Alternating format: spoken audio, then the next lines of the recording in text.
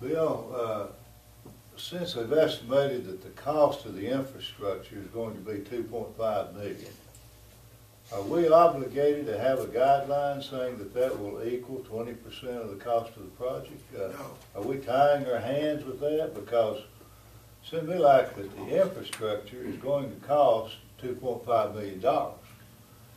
We anticipate the project would be $12.5 million.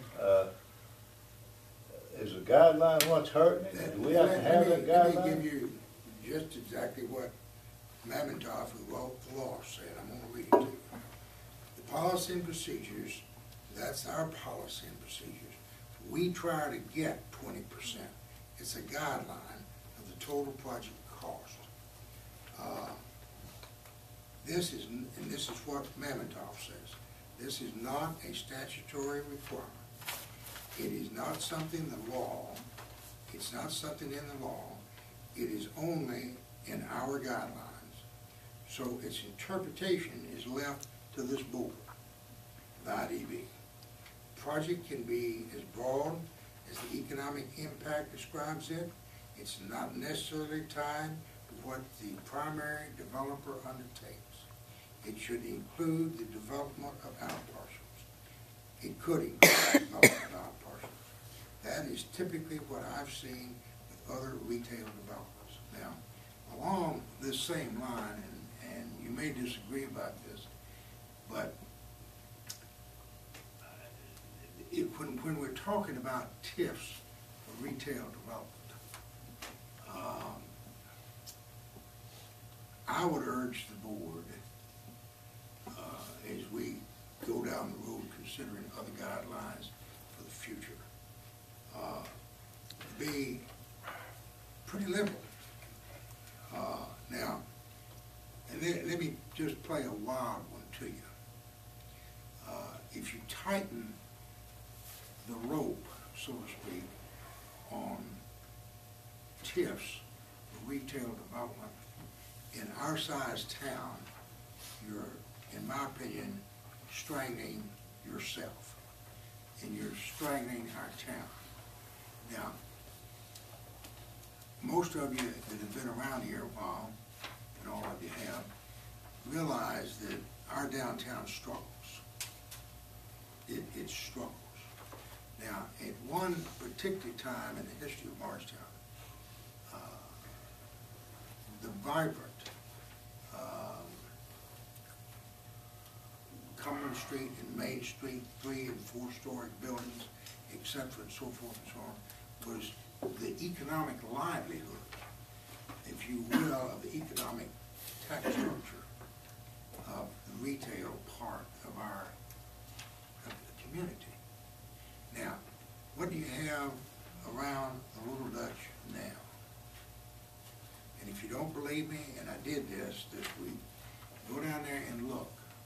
What you got is an old building, 5-6 stories, right on the railroad, no parking lot, and you might think that building is just one pole sticking up there, but that building and the other parts of it spread out practically for that whole city block. And it goes behind the law office there, and then I think there's this Stetcher's parking lot is in that same block with the Little Dutch in the park, and that's all there. Now, you folks and me will die in that particular area because that building and that old warehouse that was built in the 20s or whenever it was built is going to remain there as an eyesore in our town with the windows blown out on the railroad, unless you can do something to make that happen. Is the TIF the answer? I do not know. But if you don't use the laws that the state has provided to develop these kind of properties, however it may be, folks, you're cutting your own throat. And I'll tell you that as the chairman of the industrial board. It's not smart for you to do that. It's not smart policy for the city to do that, I think. So the debate of whether or not the 20%'s right, or whether the 10 years is right, or all this kind of stuff, the clawback, this, that, and the other. I just read you what the lawyer says that wrote the law.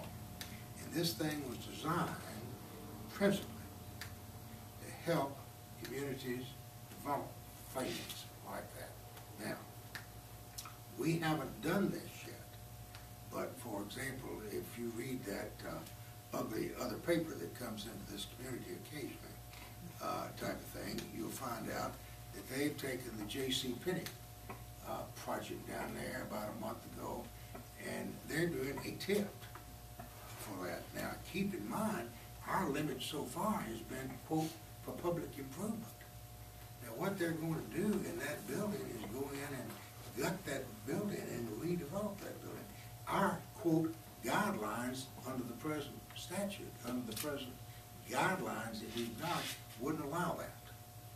And I'm suggesting to you that when that committee meets and thinks about it and comes back for this board, that you folks think about what you're doing, and instead of trying to cut out, you need to add on. And obviously, I think that John is right. Hopefully, within some reasonable period of time, we need to know that hopefully that's going to happen.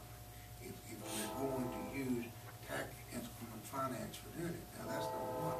And number two, I want to make a point. I want to go back to that block that I'm talking about, where that 5-story, 6-story building is down there. Go down there and look at the taxes that are on that piece of property for the city of Morristown today.